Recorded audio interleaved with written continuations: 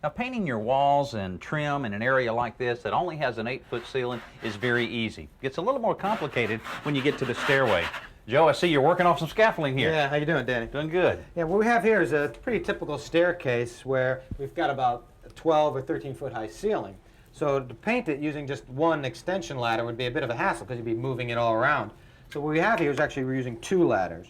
Using one extension ladder here at the base of the stairs where we place it against the step so it won't slip. Yeah, there's no way that'll slip. What of that? Now on this end, at the top of the landing, we used a step ladder. And we just clamped the plank, it's a 2x12, we just clamped it to the ladder, keep it from shifting around.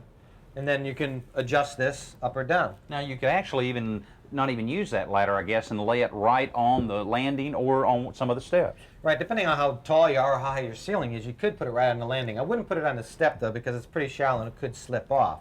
If you put it on the landing, just let it extend out a good 3 or 4 feet. Okay, now this is a fairly typical stairway, but I've seen some that are really long and large, and you may have to put that actual ladder well away from where you're actually painting. What about the support of that? Well, here we have about 8 feet, which is plenty. This is plenty sturdy enough for one person to walk on. Anything beyond 8 feet, I'd support it with a vertical brace. Just stand a 2x4 underneath this and bring it right down onto the stairs.